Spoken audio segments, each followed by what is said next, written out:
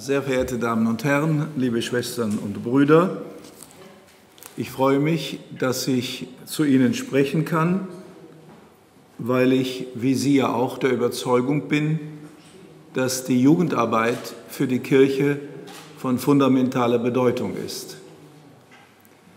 Wie Sie wissen oder sich denken können, in unserem Amt treffen wir im Jahr zwischen 400 und 600 Bischöfe zum Adlimina-Besuch. Und wir versuchen in diesen Begegnungen mit den Bischöfen das Thema Jugend, wenn es nicht von Seiten der Bischöfe kommt, stark zu unterstreichen.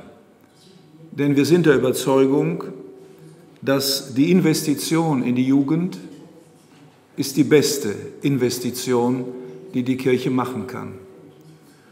Und die Geschichte der Weltjugendtage, die letzten 3 Päpste, sind, wie ich glaube, ein wunderbares Beispiel, begonnen bei Johannes Paul II., wie die letzten Päpste verstanden haben, dass wir in wirklich engagierter Weise etwas für die Jugend tun sollen und tun müssen. Das Thema, das ich mir selbst gestellt habe, sozusagen der Einsatz der Kirche für die Jugend, von Johannes Paul II. Zu Papst Franziskus, legt von alleine eine Dreiteilung nahe, das heißt die einzelnen Pontifikate. Und ich habe die Pontifikate gegliedert, jeweils in 2 Aspekten. Der erste Aspekt ist mehr allgemeiner Natur, wie sich das Verhältnis des jeweiligen Papstes zur Jugend beschreiben, bestimmen lässt. Und der zweite Aspekt ist dann der Weltjugendtag. Welche Rolle spielt für den jeweiligen Papst der Weltjugendtag? Was hat er darüber gesagt? Was denkt er darüber? Der erste, also Johannes Paul II., ich habe das überschrieben mit dem Titel »Die Jugend, meine Hoffnung«. Schon am Tage seiner feierlichen Amtseinführung, am 22. Oktober 1978, grüßte Papst Johannes Paul II.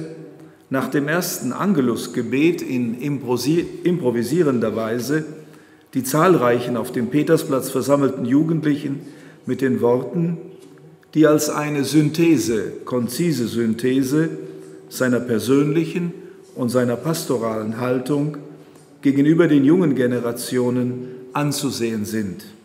Er sagte: Ihr seid die Zukunft der Welt, ihr seid die Zukunft der Kirche, ihr seid meine Hoffnung.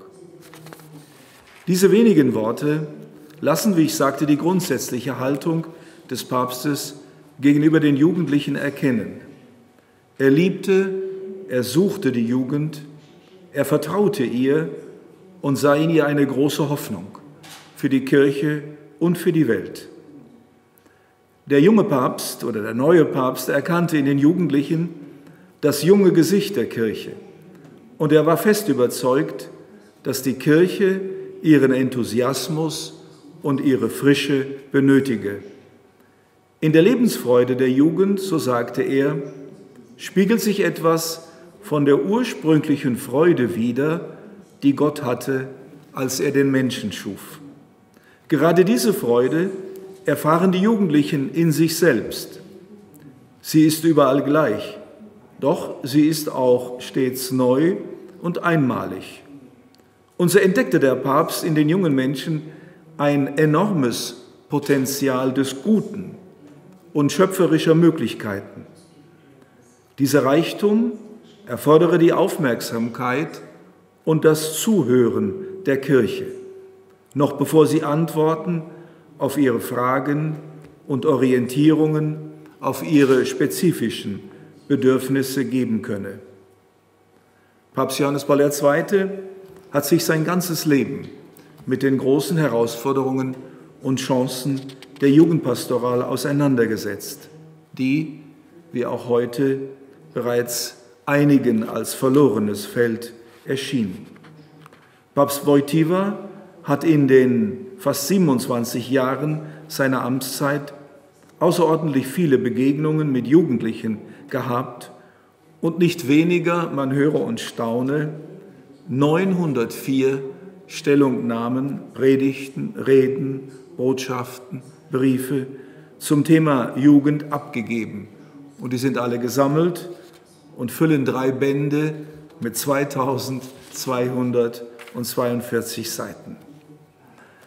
Nach etwa 15 Jahren im Pontifikat greift der italienische Journalist Vittorio Messori in einem Interviewbuch die Sicht des Papstes, diese so positive Sicht des Papstes auf und fragt ihn, ob diese positive Sicht wirklich wahrhaft der Wirklichkeit entspreche oder ob sie nicht vielmehr eine immer neue Illusion der Älteren sei. Und Papst Johannes Paul II. Antwortet ihm: Wie ist die Jugend heute? Was sucht sie? Man könnte sagen, dass sie so ist wie immer. Es gibt etwas im Menschen, das keinen Änderungen unterworfen ist. Gerade in der Jugend findet das seine Bestätigung, vielleicht sogar mehr als in jedem anderen Lebensalter. Das hindert aber nicht, dass die jungen Leute von heute auch anders sein können als die von früher.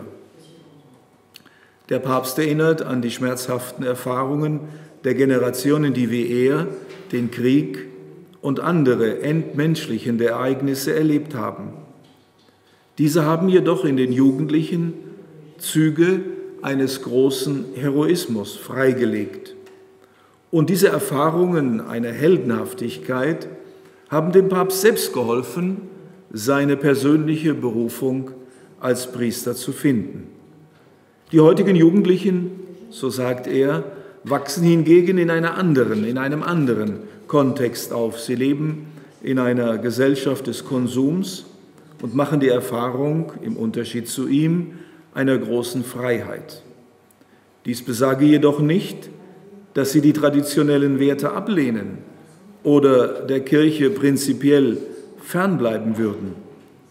Auch die Jugendlichen von heute besitzen Idealismus als einer ihrer Charakteristika, die sich vielleicht in der Form von Kritik und nicht einfach in einem tätigen Einsatz wie bei den vorausgehenden Generationen äußert. Bereits der junge Priester Karol Wojtyła hatte die Einzigartigkeit der Jugendzeit entdeckt, die für ihn nicht nur eine Passage im Lauf des Lebens darstellt, sondern, ich zitiere, sie ist eine Zeit, die die Vorsehung jedem Menschen als eine Aufgabe gegeben hat. In dieser Zeit sucht der Jugendliche, wie der junge Mann aus dem Evangelium, Antworten auf grundlegende Fragen. Er sucht nicht nur den Sinn des Lebens, sondern auch ein konkretes Lebensprojekt, um mit dem Aufbau seines Lebens zu beginnen. Im Deutschen gibt es ja das bekannte Sprachspiel von Gabe und Aufgabe. Das heißt, die Jugendzeit ist eine besondere Gabe, der ebenso eine besondere Aufgabe entspricht. Daher ist die Rolle der Eltern und der Erzieher von fundamentaler Bedeutung, da die Jugendlichen gerade in dieser Zeit eine wohlwollende, eine freundliche und sichere Begleitung benötigen. Der Papst findet im Sinn für Gemeinschaft eine zweite Charakteristik des jugendlichen Alters.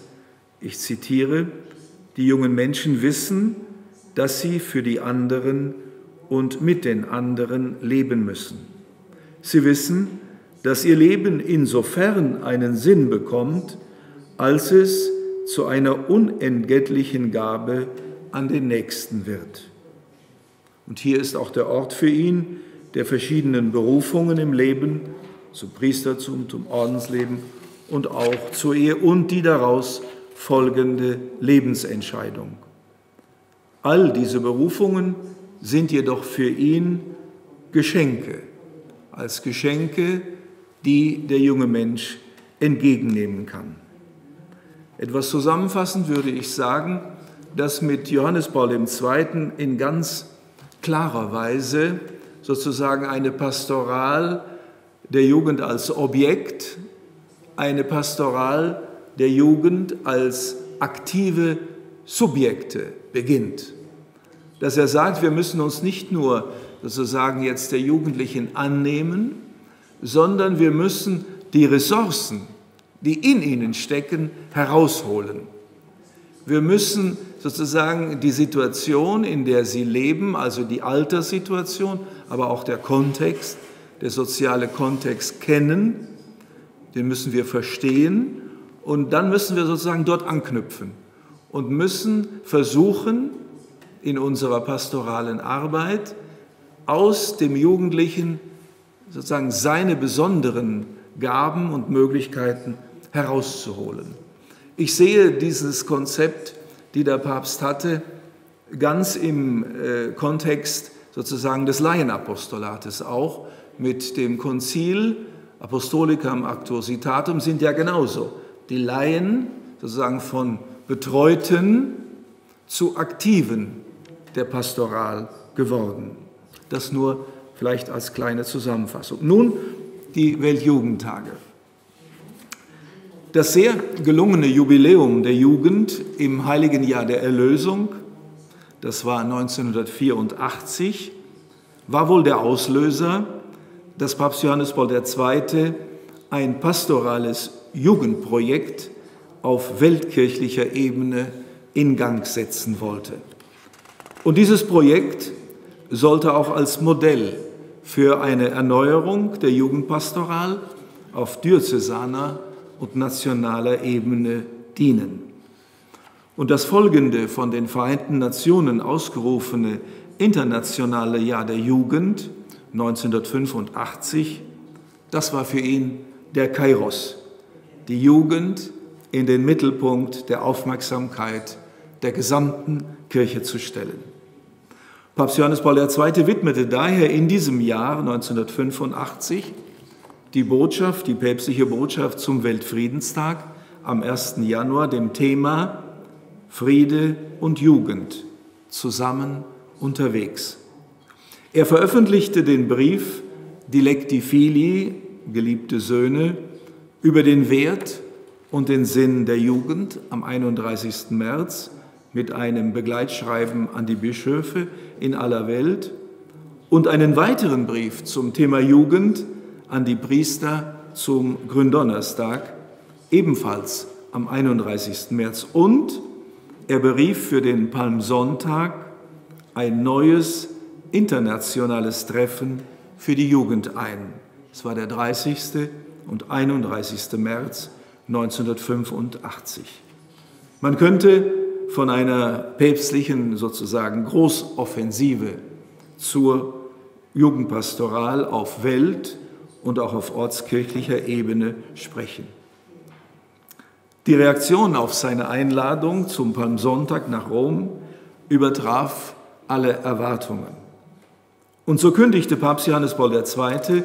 Bereits eine Woche später, am Ostersonntag, es war der 7. April 1985, man höre und staune, im Rahmen der Botschaft und des Segens Urbi et Orbi, eines der großen Momente auch international, der Aufmerksamkeit auf das Papsttum, die Osterbotschaft, die nahm er zum Anlass, die Einführung der Weltjugendtage anzukündigen.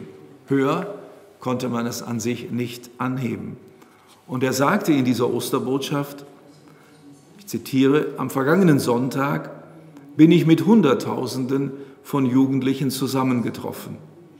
Das festliche Bild ihrer Begeisterung hat sich meiner Seele tief eingeprägt, indem ich mir wünsche, dass sich diese wunderbare Erfahrung in den kommenden Jahren wiederholen möge und so ein internationales Palmsonntagstreffen der Jugend ins Leben gerufen wird, bekräftige ich meine Überzeugung, die Jugend erwartet eine schwere, aber zugleich packende Aufgabe.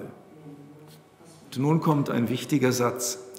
Die grundlegenden Mechanismen zu verändern, die in den Beziehungen zwischen den Einzelnen und zwischen den Nationen Egoismus und Unterdrückung fördern und neue Strukturen zu schaffen, die sich an der Wahrheit, der Solidarität und am Frieden ausrichten. Sie werden wissen, dass gerade im deutschsprachigen Raum und im besonders natürlich in Deutschland wurde kritisiert, dass die Weltjugendtage zu spirituell seien, zu wenig sozial ausgerichtet seien. Und niemand hat diese Worte des Papstes, diese ersten grundlegenden Worte, wirklich gehört, wo er sagt, dass sozusagen diese großen Treffen sollen friedensfördernd sein, sollen sozusagen Einheit fördern, sollen Verbindung unter den Nationen, unter den jungen Menschen und darüber hinaus schaffen. Neben dieser sozial relevanten Dimension, die immer wiederkehrt in vielen, vielen seiner Stellungnahmen, bestimmte der Papst an diesem Ostermorgen jedoch ebenso, und das ist genauso wichtig und entscheidend, eine klare christologische Ausrichtung der Weltjugendtage. Er sagte, zitiere, die jungen Menschen sollen jedoch immer daran denken, um die Strukturen ändern zu können, muss man zuallererst die Herzen ändern. Frieden entsteht im Herzen der Menschen und Friede stirbt im Herzen der Menschen. Christus allein, der das Herz des Menschen kennt, kann diesen ein neues Herz geben, das fähig ist, sich dem Bruder in freier, selbstloser Liebe zu schenken. An Christus muss sich deshalb die heutige Menschheit wenden, um von ihm die Botschaft von Befreiung und Frieden zu empfangen. Eine Parenthese: Ich war zu dieser Zeit, 1985, seit einem Jahr Sekretär von Kardinal Ratzinger, und es war die Zeit der Befreiungstheologie und einer großen internationalen, heftigen Diskussion über diese Fragen. Und ich entdecke hier auch eine Antwort am Ostersonntag in der Osterbotschaft Urbi et Orbi an gewisse Tendenzen dieser aufbrechenden und heftig diskutierten Theologie der Befreiung. Und in der üblichen Begegnung am Jahresende zum Austausch der Weihnachtswünsche mit der römischen Kurie, immer ein heikler Moment, wie wir ja vergangenen Jahr persönlich auch erfahren haben, bekräftigte Johannes Paul II. Seine Entscheidung, wahrscheinlich waren ihm schon kritische Töne zu Ohren gekommen, die Weltjugendtage einzuführen. Daran ändert sich nichts.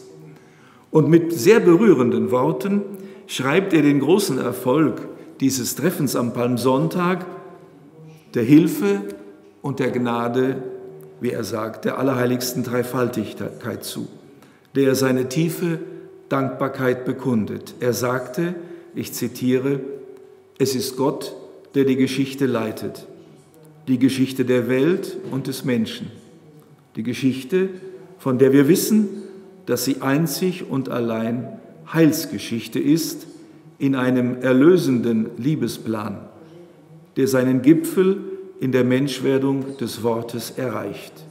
Er ist es, der seine Kirche leitet und die zum bevorzugten Werkzeug der Erlösung macht.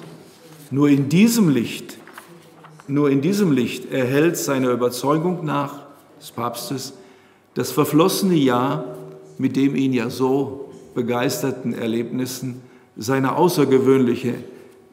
tiefe Bedeutung. Und zum Motiv und zum Zweck der Weltjugendtage sagt er, worum wieder die Worte vom Anfang zurückkehren, aber alle Jugendliche müssen sich von der Kirche begleitet fühlen. Deshalb solle die ganze Kirche zusammen mit dem Nachfolger Petri auf Weltebene für die Jugend ihre Ängste und Sorgen, ihr Offensein und ihre Hoffnung einsetzen. um ihren Erwartungen zu entsprechen. Sie muss ihr, der Jugend, die Sicherheit mitteilen, die Christus ist, die Wahrheit, die Christus ist, die Liebe, die Christus ist, mittels einer angemessenen Bildung, die die notwendige und der heutigen Zeit entsprechende Form der Evangelisierung ist. Der Leiter unseres Amtes, des Laienrates, der polnische Kardinal Rylko, hat dann, der ein großer Kenner persönlich und auch fachlicher Kenner von Papst Johannes Paul II. Ist, diese Entscheidung des Papstes mit drei Gesichtspunkten zusammengefasst, die den Sinn der Weltjugendtage verdeutlichen und auch ihre Aufnahme durch die Jugendlichen erklären. Und er sagt, und ich stimme ihm voll zu, an erster Stelle steht sein Vertrauen in die Jugend. Papst Johannes Paul II. Hatte sozusagen ein sehr großes Vertrauen in die Jugend. Er hatte den Mut, auf die Jugendlichen zu setzen, die er als wichtige und unersetzbare Protagonisten im Leben und in der Mission der Kirche ansah. Wie gesagt, die Jugendzeit ist kein persönlicher Besitz oder eine einfach so vorübergehende Zeit, sondern sie ist eine besondere Gabe, eine besondere Zeit, die es zu teilen gilt mit der Gesellschaft, mit der Kirche, ja, mit der gesamten Menschheit. Und der zweite Aspekt, der dann auch auf den Weltjugendtagen eine große Rolle spielt und der vom Papst so gewollt war, ist der Aspekt des Dialogs. Die Jugendlichen sollen nicht nur sozusagen Katechese empfangen, sondern sie sollen aktiv in der Katechese mitwirken. Die Jugendlichen verdienen, angehört zu werden. Und im Dialog mit ihnen kann man Christus verkündigen. Wir hören es immer wieder, auch in den Rückmeldungen des letzten Weltjugendtages. Viele junge Menschen schreiben uns und sagen, wir sind noch nie in unserem Leben einem Bischof so direkt, persönlich und sozusagen ungezwungen begegnet, wie es in den Katechesen und bei anderen Gelegenheiten während der Weltjugendtage geschieht. Und der Papst selbst wies eventuelle Vorbehalte gegenüber den großen Teilnehmerzahlen zurück, da er überzeugt war, dass diese Tage keine Zusammenkunft einer anonymen Masse, keine Nummer reisender und disziplinierter Reisender Zahlen sozusagen war, sondern ein Akt der Gemeinschaft, der Liebe und des Glaubens an Christus, den Herrn. Und diese große Glaubenszusammenkunft holt nicht zuletzt den Einzelnen aus einer eventuellen Isolierung heraus. Sie lässt ihn die Zugehörigkeit zur Weltkirche erleben. Sie macht die Jugendlichkeit und die Lebendigkeit der Kirche sichtbar. Es gilt hier hinzuzufügen, dass gerade heute im politisch-sozialen Kontext die Weltjugendtage eine weltweite Sichtbarkeit der Kirche ermöglichen. Sie machen deutlich, dass man den Glauben nicht auf die Privatsphäre reduzieren kann, sondern dass ihm seiner Natur nach ein Öffentlichkeitscharakter zukommt. Die Weltjugendtage sind daher als Ereignisse anzusehen, die gegen bestimmte politische Projekte angehen, die eben den Glauben und die Kirche, wie man auf Italienisch sagt, in die Sakristei verbannen wollen. Zudem verdeutlichen sie, die verschiedenen Austragungsorte in aller Welt, die Wirklichkeit eines pilgernden Gottesvolkes, das die Grenzen der Staaten und der Kontinente überschreitet und sich aus vielen Völkern und Nationen zusammensetzt. Mir scheint auch hier die anfängliche Reserviertheit in einigen deutschsprachigen Ländern gegenüber den Weltjugendtagen, gegenüber ihren großen Teilnehmerzahlen eine weitere Motivation gefunden hatte. Man wollte sozusagen, die vor allen Dingen natürlich wieder aus Deutschland, man wollte nicht in der großen Masse untergehen und sagen, das sind Massenveranstaltungen, wo der Einzelne keine Bedeutung hat, sondern nur die große Zahl. Und man glaubte auch, dass sie so eine Art, sagen wir, Welt-Taizé-Treffen seien, die vor allen Dingen für die Jugendliche aus den bekannten italienischen Movimenti veranstaltet werden. Dies war eine weitere nicht ganz korrekte Sicht und auch eine verlorene Chance, wie ich glaube. Zurück zu Papst Johannes Paul II. Er verweist die Auffassung zurück, dass er der Erfinder der Weltjugendtage sei. Er sagt, niemand hat die Weltjugendtage erfunden. Die Jugendlichen haben sie selbst erfunden. Diese Tage, diese Begegnungen sind seit damals überall auf der Welt ein Bedürfnis der Jugend geworden. In den meisten Fällen, und das ist sicher zutreffend, haben sie die Priester und sogar die Bischöfe in hohem Maße überrascht. Sie haben auch ihre eigenen Erwartungen an diese Tage übertroffen. Aber der wichtigste und dritte Aspekt als Synthese sozusagen der päpstlichen Sicht ist der einer privilegierten Gelegenheit, eines privilegierten Ortes, einer persönlichen und zugleich gemeinschaftlichen Christusbegegnung. Der gesamte Event des Weltjugendtages ist auf seine Person ausgerichtet. In den liturgischen Feiern, in den Katechesen, der Kreuzweg und natürlich auch der Austausch von Glaubenserfahrungen. Und ein beständiges Zeichen dieser christologischen Ausrichtung bildet seit 1984 das schlichte Kreuz der Weltjugendtage, das seit 2003 von der Marienikone Salus Populi Romani begleitet wird. Papst Johannes Paul II. Erläuterte die Übergabe des Kreuzes mit den Worten: Liebe Jugendliche, zum Abschluss des heiligen Jahres vertraue ich euch das Zeichen dieses Jubiläumsjahres an. Es ist das Kreuz Christi. Tragt es durch die Welt als Zeichen der Liebe des Herrn für die Menschheit und verkündet allen, dass nur im gestorbenen und auferstandenen Christus Heil und Erlösung ist. Und Papst Johannes Paul II., bemerkenswert, hat 2 Wochen vor seinem Tod mit einer Botschaft zum Angelusgebet eben am Palmsonntag 2005 eine Art geistiges Testament für die jungen Menschen hinterlassen. Er konnte selbst nicht mehr sprechen und hat den Substitut des Staatssekretariates, damals Erzbischof Sandri, seine Worte verlesen lassen. Er schrieb: Vor 20 Jahren nahmen auf diesem Platz die Weltjugendtage ihren Anfang. Daher wende ich mich heute besonders an die jungen Menschen, an euch, meine Lieben, die hier anwesend seid, und an die Jugendlichen der ganzen Welt.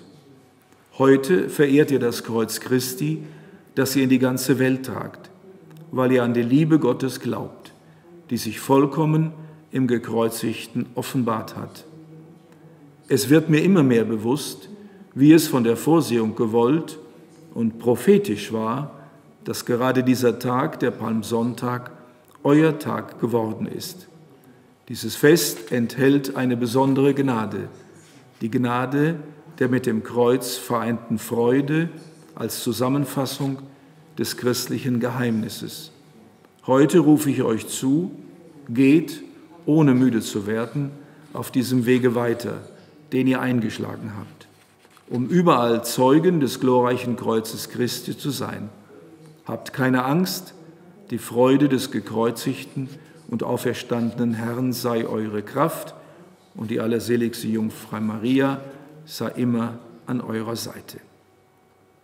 Also zusammenfassend können wir sagen, dass die Weltjugendtage wirklich eine prophetische Initiative, ein großes Fest, eine Werkstatt des Glaubens und ein Instrument der Evangelisation sind, die auf die Person Jesu Christi und die zentralen Glaubensinhalte gerichtet sind. Diese Tage geben Antworten auf die Suche nach Sinn. Sie bieten den Jugendlichen authentische Werte an und helfen ihnen, sich selbst zu überschreiten, indem sie die großen Herausforderungen des Lebens nicht aus dem Wege gehen. Nicht wenige Jugendliche haben die Richtung ihres Lebens geändert, haben ihre eigene Berufung entdeckt und eine endgültige Lebensentscheidung getroffen. Die Weltjugendtage sind zudem ein wirklich wirksames Zeichen der kirchlichen Communio. Sie vereinigen Jugendliche aus der ganzen Welt und führen die verschiedenen Gruppen, Bewegungen, Vereinigungen und Gemeinschaften um den Papst und die Bischöfe zusammen, sind in spiritueller und auch praktischer Hinsicht ein Pilgerweg, sind ein bewährtes Modell der Jugendpastoral und sie erfordern eine angemessene Einfügung in das Leben der Pfarreien, der Diözesen und der nationalen Ortskirchen. Diese Tage sind ein providentielles Geschenk des Heiligen Geistes an die Kirche und ein kostbares Erbe von Papst Johannes Paul II. Nun zu Benedikt, den ich ja nun sehr gut kenne. Benedikt, ganz seinem Temperament entsprechend, hat, sagen wir, besonderen Akzent gelegt, wie es ja auch seiner persönlichen Berufung entspricht, auf den den Bildungsaspekt, die dringende Aufgabe der Glaubenserziehung. Wie sein Vorgänger, so nutzte auch Benedikt XVI. Den Tag seines Amtsantritts, um den jungen Generationen seine Nähe zu versichern. Und er tat dies, das kann man ohne Übertreibung sagen, in großer Einmütigkeit mit seinem Vorgänger. Ich zitiere: So möchte ich heute mit großem Nachdruck und mit großer Überzeugung aus der Erfahrung eines eigenen langen Lebens euch, liebe junge Menschen, sagen: Habt keine Angst vor Christus. Er nimmt nichts und er gibt alles. Wer sich ihm gibt, der hält alles 100-fach zurück. Ja, öffnet, macht die Türen weit für Christus. Dann findet ihr das wirkliche Leben. Im Rückblick auf die Beziehung von Benedikt XVI. Zur Welt der Jugend möchte ich herausstellen, dass meiner Überzeugung nach sein gesamtes Leben dem Einsatz der Jugend gewidmet war. Josef Ratzinger erkannte in seinem akademischen Dienst zugunsten eines vertieften Verständnisses und einer verstärkten Weitergabe des Glaubens, besonders an die jungen Generationen, die Berufung seines Lebens. Das sagt er selbst. Als Professor für Dogmatik und Fundamentaltheologie, als Erzbischof und Kardinal von München und Freising und auch als Präfekt der Glaubenskongregation und Papst hat er all seine Kräfte für dieses Ziel eingesetzt. In dieser Hinsicht ist sein Vorwort zum Jugendkatechismus JUKAT besonders aufschlussreich, der vor dem Weltjugendtag in Madrid 2011 publiziert wurde. Er schrieb damals, ich zitiere: Studiert den Katechismus mit Leidenschaft und Ausdauer, opfert Lebenszeit dafür, studiert in der Stille eurer Zimmer, lest ihn zu zweit, wenn ihr befreundet seid, bildet Lerngruppen und Netzwerke, tauscht euch im Internet aus, bleibt auf jede Weise über euren Glauben im Gespräch. Ihr müsst wissen, was ihr glaubt. Ihr müsst euren Glauben so präzise kennen, wie ein IT-Spezialist das Betriebssystem seines Computers. Ihr müsst ihn verstehen, wie ein junger Musiker sein Stück. Ja, ihr müsst im Glauben noch viel tiefer verwurzelt sein als die Generation eurer Eltern, um den Herausforderungen und Versuchungen dieser Zeit mit Kraft und Entschiedenheit entgegentreten zu können. Und wie gesagt, Papst Benedikt hat sich angesichts der nicht zu leugnenden Krisenphänomene im Jugendsektor der Diagnose eines dringend notwendigen Einsatzes eben in diesem Sektor angeschlossen, der Eltern, Lehrer, Priester und alle anderen hier Verantwortlichen in gleicher Weise angeht. Ein deutliches Beispiel seines Engagements in diesem Bereich ist der Brief, den er geschrieben hat an die Diözese und die Stadt Rom über die dringende Aufgabe der Erziehung der neuen Generationen, die er selbst in einer großen Audienz auf dem Petersplatz 2008 vorgestellt und überreicht hat. Dieser Brief an die Diözese und Stadt Rom war an beide eben gerichtet und er musste daher einer Argumentation folgen, die für Gläubige und auch Nichtgläubige, die es auch in Rom gibt, annehmbar war. Und in seiner Rede auf dem Petersplatz, da konnte er etwas ausführlicher und spezifisch sozusagen christlicher werden und diese dringende Notwendigkeit herausstellen. Der Papst betonte, dass der Glaubende angesichts aller Schwierigkeiten, Ungewissheiten und Zweifeln sich an einer großen Hoffnung und von einem großen Vertrauen getragen fühlt. Das heißt, ich zitiere, dass jenes klare und endgültige Ja, das Gott in Jesus Christus zur Menschheitsfamilie gesagt hat, auch für unsere Jugendlichen und Heranwachsenden gilt. Darum ist die Erziehung zum Glauben auch in unserer Zeit möglich. Sie ist eine Leidenschaft, die wir im Herzen tragen müssen. Sie ist ein gemeinsames Unternehmen, zu dem jeder aufgerufen ist, seinen eigenen Beitrag zu leisten. Und dann wendet sich der Papst an die verschiedenen Gruppen, die eben im Erziehungssektor tätig sind. Und erste Gruppe dann an die Eltern. Und er sagt, dass sozusagen die Beziehung der Eltern zueinander ein unersetzlicher Beitrag für die Erziehung der Kinder bedeutet. Er sagt, dies ist das erste und große Geschenk, das eure Kinder brauchen, um harmonisch aufzuwachsen, Selbstvertrauen und Vertrauen in das Leben zu gewinnen und so ihrerseits die Fähigkeit zu echter und großherziger Liebe zu erlernen. Ihr seid die ersten Lehrer sozusagen dieser Fundamentaldimension des Lebens, eure Beziehung.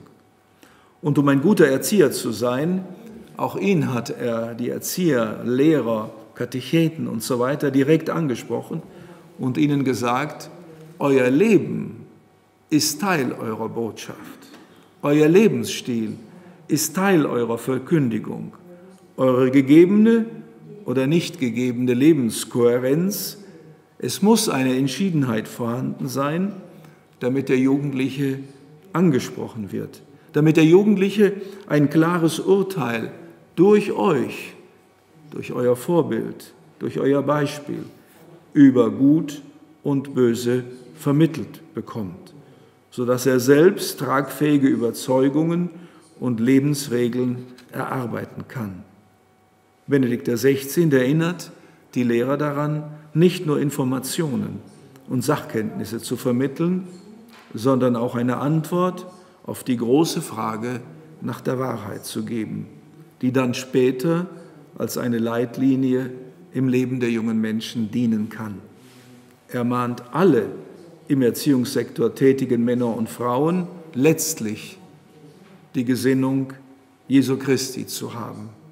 Das heißt, im Sinne des Philipperbriefes, so gesinnt zu sein, wie er gesinnt war. Das heißt, vertrauenswürdige Freunde und Zeugen einer Wahrheit zu sein, die wirklich frei macht.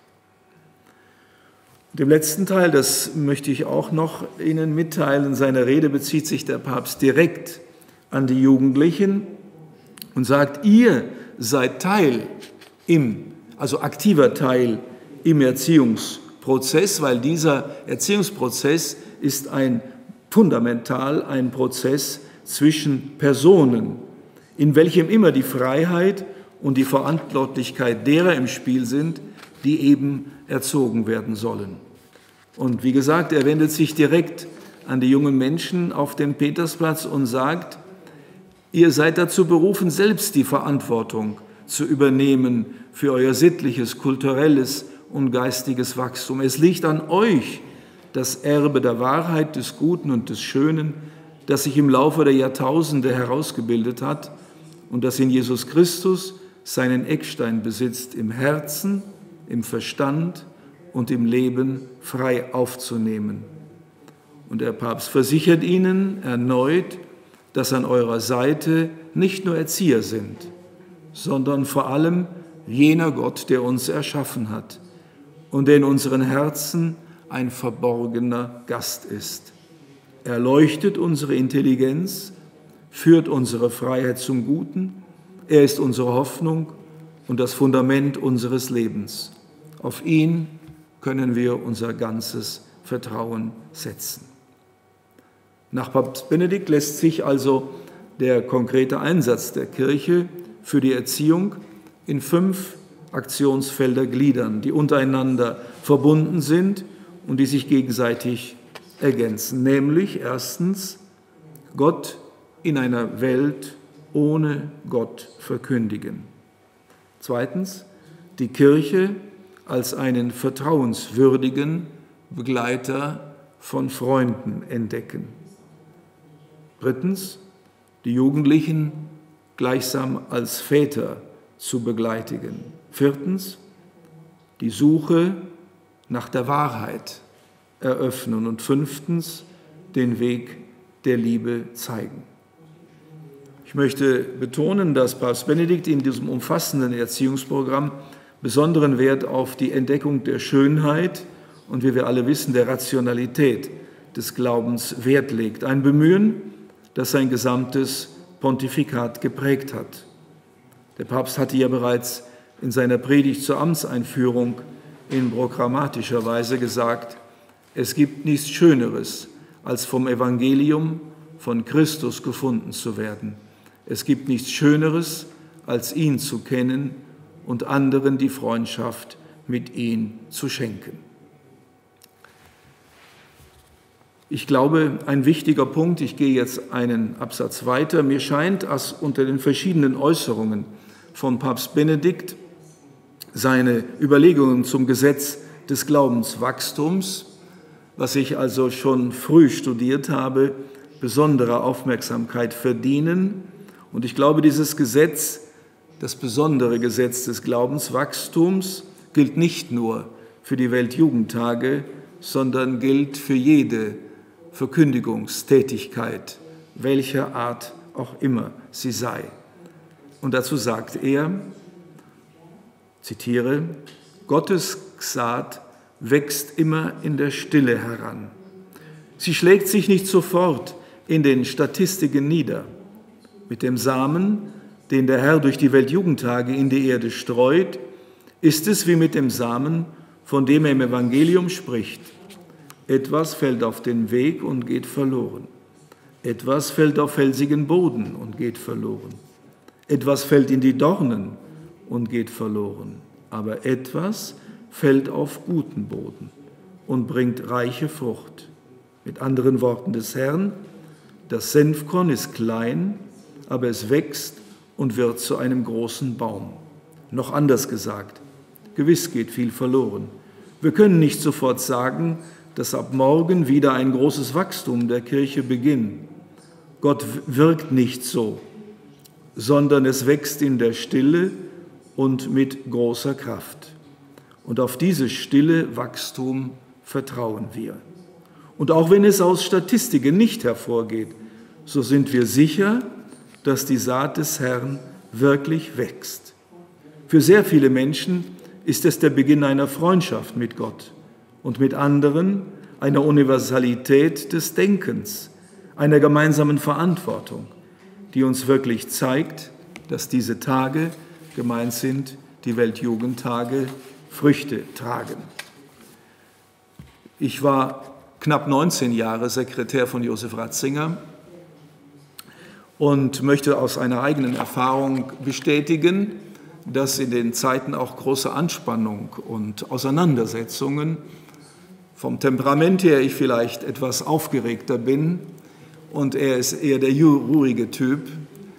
Und er hat mir viele Male gesagt, und das trifft sich in diesen Worten Bestätigung, er sagte zu mir, Monsignore, Sie müssen weit schauen.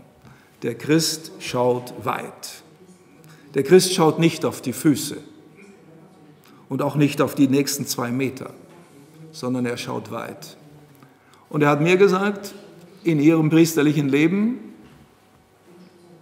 ich war zum damaligen Zeitpunkt 15 Jahre oder etwas mehr Priester, noch nicht, da sagte er zu mir, merken Sie sich, das Gesetz des niemals untergehenden, verloren gehenden guten Wortes und der guten Tat gilt auch für Sie und gilt auch für Ihr Wirken. Und ich glaube, die Weltjugendtage sind in diese Spannung ganz einbezogen, dass wir nicht wissen, was im einzelnen Jugendlichen vorgeht. Aber wir können sicher sein, dass es nicht umsonst war. Und ich glaube, auch aus den Rückmeldungen, die wir erfahren in unserem Amt, wird dies bestätigt.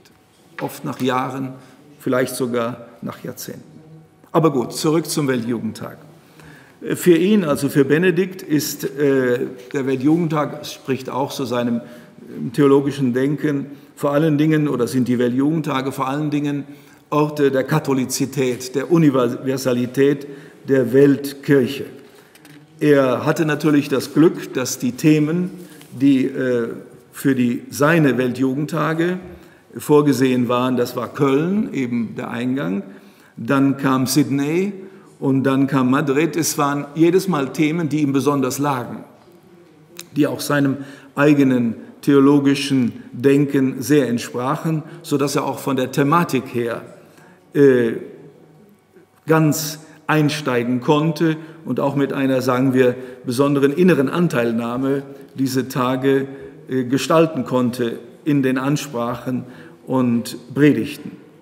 Ja, der Kölner Weltjugendtag war dann das Eingangstor seines Pontifikats und man hat gleich gemerkt, dass es in großer inhaltlicher Kontinuität mit Johannes Paul II. War.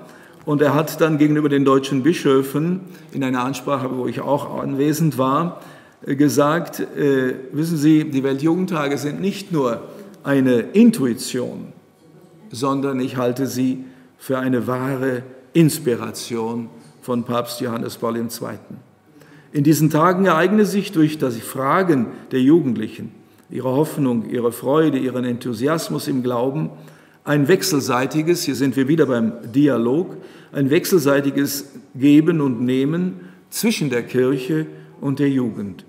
Die Weltjugendtage seien eine wahre Provokation gegen die verbreitete Kleingläubigkeit und Müdigkeit vieler Gläubigen. Und sie bieten neue Impulse für die Jugendpastoral, nicht nur im gastgebenden Land, sondern in den anderen teilnehmenden Ortskirchen. Und so wie sein Vorgänger, so nutzte auch Papst Benedikt die Gelegenheit der Kurialansprache an die römische Kurie zu Weihnachten. Es war im Jahre 2008, um seine Bewertungen bezüglich des Weltjugendtages in Sydney, also seines zweiten Weltjugendtages, darzulegen. Und er sagt das auch den Widerspenstigen, die es ja gegeben hat und weitergibt. Der Weltjugendtag von Sydney als ein wahres Fest der Freude offenbart worden sei, eine Freude, die eine Frucht des Heiligen Geistes ist. Und dann kommt wieder sein besonderes Charisma zum Tragen. Er sagt, aber dieser Weg setzt ein Ante und ein Post voraus. Das heißt, wir müssen ihn als einen geistlichen Pilgerweg gestalten. Wir müssen den Weg zum Weltjugendtag als einen wirklichen Weg eines Pilgers ansehen. Dieser Pilger geht hinter dem Kreuz Christi und er geht hinter der Ikone Mariens. Und ich zitiere, in Australien ist nicht zufällig der lange Kreuzweg durch die Stadt zum Höhepunkt des Weltjugendtags geworden. Er fasste noch einmal zusammen, was in den Jahren zuvor geschehen war und wies darauf hin und wies auf den hin, der uns alle zusammenführt, den Gott, der uns bis ans Kreuz liebt. So ist auch der Papst nicht der Starre, um den alles kreist. Er ist ganz und gar nur Stellvertreter. Er weist auf den anderen, der in unserer Mitte ist. Und hier wollte ich doch auch auf eine weitere Kritik im deutschsprachigen Raum eingehen, eben der Papstkult. Für viele, sagen wir auch junge Priester, auch ältere, die Weltjugendtage hatten eine Schwierigkeit, dass sie sagen, es dreht sich alles um den Papst und es ist ein doch etwas überzogener Personenkult. Und ich glaube, dass dem hier der Papst selbst eine Antwort geben wollte und sagt, ich bin selbst nur sozusagen Mediator, nur Vermittler, damit über mich die Botschaft an die jungen Menschen herankommt.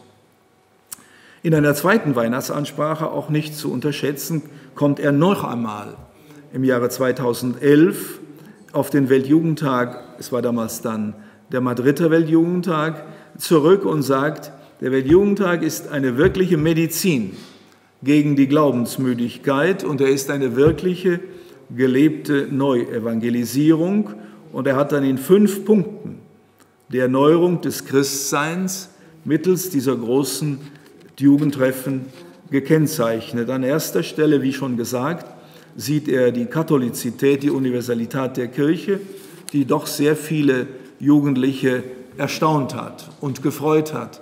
Und das erfahren auch wir in den Rückmeldungen. Der zweite Punkt, den er sehr beeindruckt hat, das waren die Freiwilligen. In Madrid waren etwa 20.000 Freiwillige aus vielen Ländern. Und er sagt dann, gerade an den Freiwilligen habe ich ablesen können, wie der Dienst für andere den Dienenden sozusagen fast mehr beschenkt als dem, den er dient. Indem er sozusagen, er tut etwas Gutes, was auch schwer ist.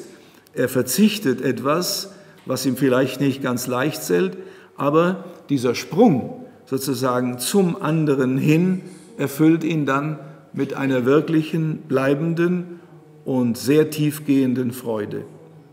Und im dritten Punkt kommt er dann auf die Frage zu sprechen, dass die eucharistische Anbetung, die es ja erst ab Köln gegeben hat, und auch die Stille, das ging auch auf ihn zurück. Papst Benedikt wollte auf dem Weltjugendtag bei den Gottesdiensten Momente der Stille haben. Und für ihn waren diese Momente der Stille dann wichtige Augenblicke sozusagen einer Vertiefung des Ereignisses. Er wollte dem jungen Menschen die Gelegenheit geben, dass sie sozusagen nicht in der Großveranstaltung untergehen, sondern in einem gewissen Sinne zu sich selbst kommen.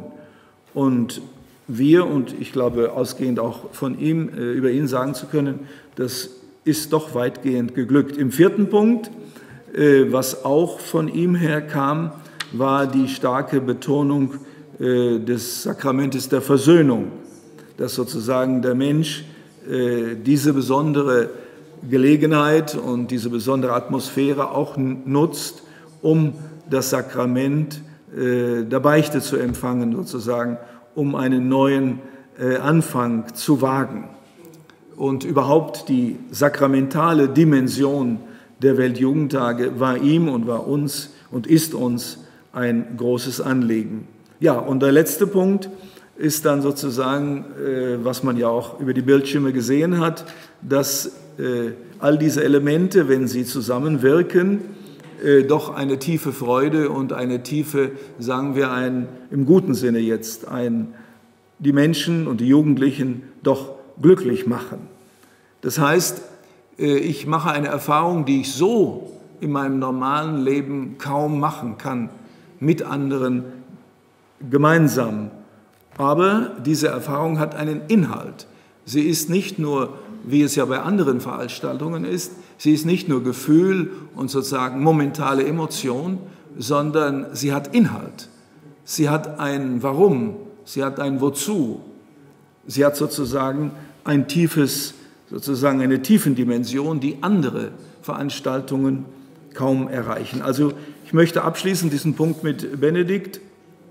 Er sagt, also all diese Elemente zusammen, der entscheidende Punkt ist nach meinem Dafürhalten die aus dem Glauben kommende Gewissheit, sozusagen Zusammensicht aller Faktoren, ich bin gewollt, ich habe einen Auftrag in der Geschichte, ich bin angenommen, ich bin geliebt. Wer nicht geliebt wird, kann sich auch selber nicht lieben. Dieses Angenommensein kommt zunächst vom anderen Menschen, aber alles menschliche Annehmen ist zerbrechlich. Letztlich brauchen wir ein unbedingtes Angenommensein. Nur wenn Gott mich annimmt und ich dessen gewiss werde, weiß ich endgültig, es ist gut, dass ich bin. Es ist gut, ein Mensch zu sein. Wo die Wahrnehmung für das Angenommensein des Menschen von Gott, für unser Geliebtsein durch ihn verschwindet, da findet die Frage, ob es überhaupt gut ist, ein Mensch zu sein, keine Antwort mehr. Der Zweifel am Menschsein wird immer unüberschreitbarer. Wo der Zweifel an Gott dominierend wird, Da folgt der Zweifel am Menschsein, selbst unausweichlich. Wir sehen heute, wie sich dieser Zweifel ausbreitet. Wir sehen es an der Freudlosigkeit, an der inneren Traurigkeit, die man in so vielen menschlichen Gesichtern lesen kann. Nur der Glaube macht mir gewiss, es ist gut, dass ich bin. Es ist gut, ein Mensch zu sein, auch in schwieriger Zeit. Der Glaube macht mich von innen her froh. Und dies ist eine der wunderbaren Erfahrungen der Weltjugendtage. Benedikt XVI. Nun als dritten Papst und dritten Abschnitt Papst Franziskus. Auch wiederum die Feier des Weltjugendtages am Palmsonntag, also ich habe das über die Überschrift gestellt, der jugendliche Enthusiasmus. 5 Tage nach seinem Amtsantritt gab dem neuen Papst die Gelegenheit, wiederum in seiner Predigt an die versammelten Jugendlichen sich wenden zu können. Und der Papst, und hier merkt man schon die Besonderheit seiner Person, bemerkt voll Zufriedenheit und Freude und ruft ihnen zu: Ihr spielt eine wichtige Rolle beim Fest des Glaubens. Ihr bringt uns die Freude des Glaubens und sagt uns, dass wir den Glauben mit einem jungen Herzen leben müssen, immer mit jungem Herzen, auch mit 70, 80 Jahren, ein junges Herz. Mit Christus wird das Herz niemand alt, aber auch wiederum ganz typisch für seine Person. Er bleibt dabei nicht stehen, sondern kommt dann zum Kern der Karwoche. Ich zitiere: Doch wir alle wissen, und ihr wisst es sehr wohl, dass der König, dem wir folgen, also die Palmprozession, und der uns begleitet, ein ganz besonderer König ist. Ein König, dessen Liebe bis zum Kreuz geht und der uns lehrt zu dienen, uns lehrt zu lieben. Und ihr schämt euch des Kreuzes nicht. Nein, ihr bekennt euch zu ihm, denn ihr habt begriffen, dass in der Selbsthingabe, im Verschenken des eigenen Selbst, im Herausgehen aus sich selbst die wahre Freude liegt, dass er mit der Liebe Gottes das Böse überwunden hat. Es überrascht, wie der Papst bereits in dieser ersten Rede und inzwischen hat er 64 Stellungnahmen abgegeben zum Thema Jugend. Er fügt sich ganz ein in das Denken und auch in die Absichten seiner Vorgänger, natürlich mit seiner besonderen Originalität. Er benutzt Begriffe, er benutzt Formulierungen, deutet sie dann aber aus mit seiner besonderen Gabe, sozusagen auf seinem persönlichen, theologischen und auch pastoralen Horizont.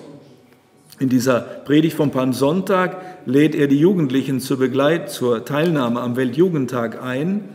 Es ging um Rio, aber er mahnt sie zugleich, sich geistlich gut auf diese Begegnung vorzubereiten und er übermittelt ihnen eine genaue Botschaft. Er sagte damals, die jungen Menschen müssen der Welt sagen, es ist gut, Jesus zu folgen. Es ist gut, mit Jesus zu gehen. Gut ist die Botschaft Jesus. Es ist gut, aus sich herauszugehen bis an die Grenzen der Erde und der eigenen Existenz, um Jesus zu bringen. 3 Worte: Freude, Kreuz, Jugend. Ich glaube, dass sich es ist ja alles noch im Gange, die bisher von Papst Franziskus angesprochenen Themen im Bereich der Jugendpastoral, glaube ich, lassen sich in folgenden Stichpunkten zusammenfassen. Ein Aspekt, der neu ist oder nicht so herausgetreten ist bei den Vorgängern, ist die Wiederbelebung der in den Sakramenten empfangenen Gaben. Und hier gegenüber der Jugend denkt er besonders an die Firmung. Und er hat auch das dann bei einer ersten Firmung, die er gespendet hat, ausgedeutet. Sozusagen, werdet das, was ihr seid. Aktiviert sozusagen die Kräfte und die Gaben in euch. Zweitens, die Notwendigkeit eben einer menschlichen und auch einer geistlichen Bildung. Dann die Bedeutung der christlichen Hoffnung oder die Jugend als Träger der christlichen Hoffnung und der christlichen Freude. Ein 4. Punkt, der eher neu ist, er ermuntert sehr stark die Jugendlichen, gegen den Strom zu schwimmen. Er sagt, ihr müsst nicht das tun und darauf hören, was die anderen sagen, sondern ihr müsst eure eigene Vision sozusagen konsequent verfolgen. Und ein Punkt, der auch neu ist von ihm, er sagt, ihr müsst euch hörbar machen, also auf Italienisch sagt man chiasso, ihr müsst Spektakel machen, dass man merkt, dass ihr da seid, dass Leute merken, ach, hier sind auch Jugendliche. Dann ein weiterer Punkt, der auch neu ist im Magisterium, eben er ist ja strikt gegen eine Wegwerfkultur. Also die Kultur, das schnelle Wegwerfen von Dingen ist ihm ein Gräuel. Dann ist er gegen eine Kultur des Provisorischen. Nichts ist sozusagen von bleibendem Wert. Alles ist im Grunde der gleiche Gedanke, provisorisch. Und ein weiterer, der immer wieder vorkommt, ein weiterer Aspekt ist die Ausgrenzung der jungen Menschen und der Alten, besonders auch der Älteren. Das kommt in seinen Predigten sehr oft vor.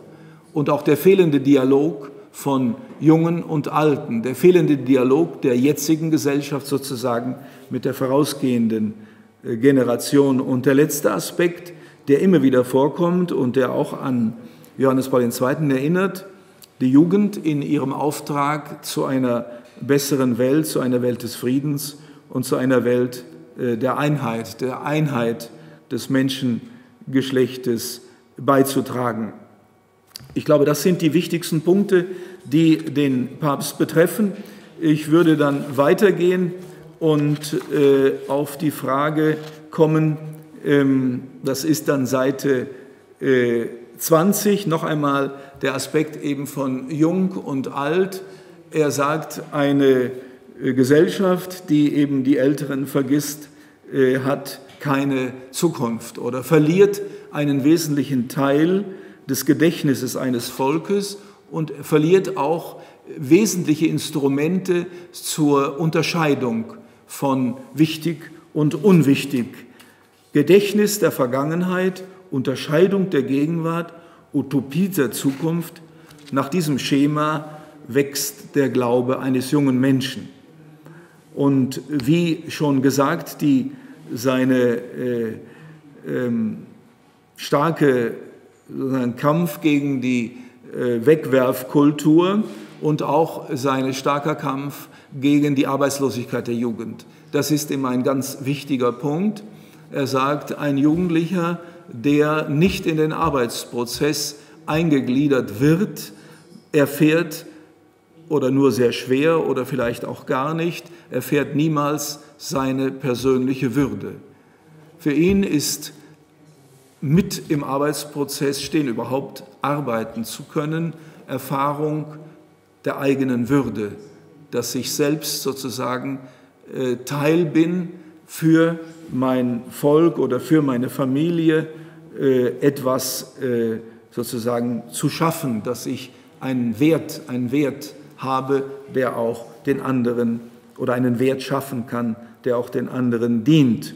Vielleicht ein Aspekt ist noch wichtig, Seite 21, mit den umbrischen Jugendlichen hat er in Santa Maria degli Angeli einen Aspekt, der ja nun wirklich uns alle beschäftigt, eben die Schwierigkeit vieler Jugendliche, ein definitives Ja zu sagen, eben die Kultur des Provisorischen. Und er sagt dazu, dass wir alle mit einem sozusagen potenziellen Egoismus ausgestattet sind und uns aus Eigennutz vor definitiven Entscheidungen etwas sperren. Und das Zweite eben in der Kultur des Provisorischen. Für viele Menschen erscheint auch aufgrund der Konsumgesellschaft, dass es nichts Dauerhaftes mehr gibt. Alles ist provisorisch. Und er sagt eben ganz deutlich, wie es ihm liegt, Jesus hat uns nicht provisorisch gerettet, er hat uns endgültig gerettet. Hier sind auch starke Anklänge an das Denken von Benedikt XVI. Zu sehen. Ja, vielleicht ein wichtiger Aspekt, den ich schon andeutete im 6. Punkt. Immer wieder unterstreicht Franziskus die Rolle der Jugendlichen bei der Förderung des Friedens und der Einheit der Völkergemeinschaft. Er hat in Korea, was ja sozusagen ein ganz passender Ort ist, ausgeführt, ich zitiere, gemeinsam mit jungen Menschen von überall her möchtet ihr dazu beitragen, eine Welt aufzubauen, wo wir alle in Frieden und Freundschaft zusammenleben, indem wir Barrieren überwinden. Zerwürfnisse heilen sowie Gewalt und Vorurteile zurückweisen. Und genau das ist es, was Gott von uns wünscht. Die Kirche soll ein Same der Einheit der gesamten Menschheitsfamilie sein. In Christus sind alle Nationen und Völker in eine Einheit gerufen, welche die Vielheit nicht zerstört, sondern sie anerkennt, versöhnt und bereichert. Ja, der letzte Punkt der Verhältnisses zum Weltjugendtag. Wir haben ja nur einen Weltjugendtag, eben den von Rio de Janeiro. Und ich habe diesen Abschnitt überschrieben und ich glaube, dass er auch alles zusammenfasst. Eine missionarische Jugend, wie Sie alle wissen. Das große Programm des Papstes ist sozusagen eine Kirche, die aus sich herausgeht, eine Kirche, die sich nicht einschließt, sondern eine Chiesa in uscita, sagt man, eine Kirche im Ausgang, im Aufbruch besser noch. Und das möchte er eben erreichen für alle Glieder der Kirche, aber hier setzt er in besonderer Weise auf die Jugend und ich glaube, dass die Predigt in Rio de Janeiro beim Abschlussgottesdienst dies alles zusammenfasst in ganz griffigen Worten. Es war eben der 28. Juli am Strand von Copacabana und der Papst teilte, wie er sein Stil ist, homiletischen Stil ist, in 3 Imperative. Geht, also der Aufbruch, ohne Angst. Drittens, um zu dienen. Geht, die Freude des Glaubens, die von der gemeinsamen Begegnung mit Jesus Christus ausgelöst wurde, kann nicht beim Einzelnen oder bei einer Gruppe bleiben. Hier ist das zentrale spanische Wort compartir. Also wiederum, wenn ich eine Gabe bekommen habe, wird sie doppelt wertvoll, wenn ich sie teile. Geht hin und teilt sozusagen mit allen Menschen das, was ihr empfangen habt. Auch wieder starke Anklänge an Johannes Paul II. Dann möchte er, vor allen Dingen die Jugendlichen in Lateinamerika, dass sie sich an der kontinentalen Mission, die zurzeit in Südamerika läuft, beteiligen. Und dann kommt ein Gedanke, der auch auf Johannes Paul II. Vielleicht nicht zurückgeht, aber ähnlich ist. Er sieht im Jugendlichen den besten Verkündiger gegenüber einem anderen Jugendlichen. Wer ist, sozusagen, wisst ihr, seinem Stil, wisst ihr, welches das beste Mittel ist, um Jugendliche zu evangelisieren? Ein anderer Jugendlicher. Das Gleiche ist ja auch im Evangelii Gaudium enthalten. Wie schön ist es, wenn Jugendliche Weggefährten des Glaubens sind. Glücklich, Jesus auf jede Straße, auf jeden Platz, in jeden Winkel der Erde zu bringen. Und im gleichen Sinn hat er den Universitätsstudenten in der Basilika von St. Peter im Jahr 2013 gesagt, das ist auch wieder ein spanisches Wort, was zugrunde liegt, balconar. Das heißt, auf dem Balkon sitzen und unten die Menschen beobachten, vorübergehen, ziehen. Und er sagt, der Jugendliche darf nicht ein Beobachter vom Balkon sein, sondern er muss sozusagen mitmarschieren, aktiv mitmarschieren. Das Zweite, ohne Angst, wieder ein Gedanke, der schon vorkam, der Verkündiger und auch der jugendliche Verkündiger braucht keine Angst zu haben, und weil er eben von Jesus begleitet wird. Aber er fügt noch einen Gedanken hinzu, indem er sagt, er geht uns voraus. Primär heißt das in seiner Sprache auf Spanisch. Jesus begleitet mein Bemühen, aber er ist schon dort. Er wartet auf mich dort, wo ich hingehe. Und er sagt, Jesus hat nicht gesagt, geh, sondern geht. Geht gemeinsam. Und das Letzte, eben um zu dienen. Er hat den Psalm ausgedeutet, den Zwischenpsalm in der Messe, sozusagen alles das, was geschieht in der Verkündigung, ist, um dem anderen etwas zu geben, was ihm selber am meisten hilft. Ihm selber sozusagen kompartiert, damit der andere Anteil an dem hat, was ich selbst besitze. Also hier sehe ich die Synthese von allem. Noch einen allerletzten Blick auf Krakau. Das fügt sich natürlich sehr gut ein in das Jahr der Barmherzigkeit oder das Jubiläum der Barmherzigkeit, wobei man ganz unbescheiden sagen darf, dass das Thema von Krakau ja schon feststand. Und es könnte sogar sein, dass der Papst sich vom Weltjugendtag Krakau inspirieren hat lassen, um dieses Jahr der Versöhnung einzuberufen, weil das Thema von Krakau stand lange fest und er hat dann auch wieder ganz seinem Denken entsprechend den Aspekt der Barmherzigkeit in ein Jubiläum oder in einer Zeit besonders herausstellen zu wollen. Ich möchte noch ein Zitat bringen, was mir als eine Synthese seines Denkens über die Barmherzigkeit, er hat im September 13 auf dem Petersplatz beim Angelusgebet kommentiert die 3 Gleichnisse der Barmherzigkeit im Lukasevangelium und sagt dann, alle 3 Gleichnisse sprechen von der Freude Gottes. Und dann, ich zitiere, und worin besteht die Freude Gottes? Die Freude Gottes ist in diesen 3 Gleichnissen, als ist zu erkennen, ist das Vergeben. Hier ist das ganze Evangelium. Hier ist das ganze Christentum. Aber aufgepasst, das ist kein Gefühl, das ist kein Gutmenschentum. Im Gegenteil, die Barmherzigkeit ist die wahre Kraft, die den Menschen und die Welt vor dem Krebsgeschwür retten kann, das die Sünde ist. Allein die Liebe erfüllt die Leere, die negativen Abgründe, die das Böse im Herzen und in der Geschichte aufreißt. Allein die Liebe vermag dies, und das ist die Freude Gottes. Jesus ist ganz Barmherzigkeit. Jesus ist ganz Liebe.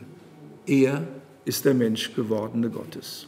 Also am Ende unseres langen Weges möchte ich sozusagen die 3 Pontifikate in 3 Stichworten zusammenfassen. Für Johannes Paul II. War die Jugend sozusagen als Subjekt der Verkündigung, Hoffnung der Kirche. Benedikt, er sah eben die Glaubenserziehung, das Wissen, dass man den Glauben gut kennen muss, seine Schönheit, seine Rationalität.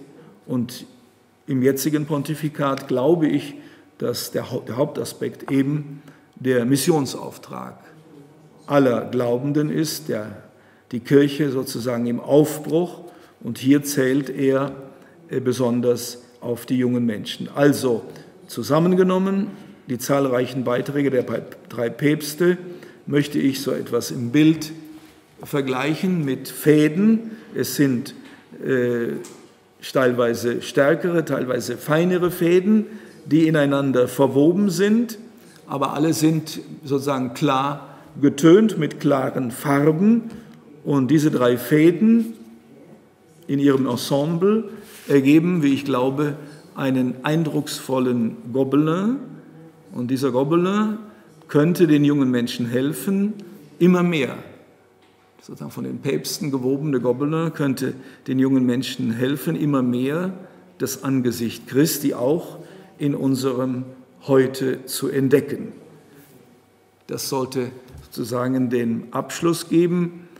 Johannes Paul II. Nannte die Jugendlichen mehrfach das Volk der Seligpreisungen, und dieses Volk der Seligpreisungen ist auf dem Weg nach Krakau, wo es eben sozusagen die Herzmitte aller Seligpreisungen meditieren soll. Nicht selig die Barmherzigen, denn sie werden selbst Barmherzigkeit empfangen. Ich danke Ihnen, bitte Verständnis, wie lange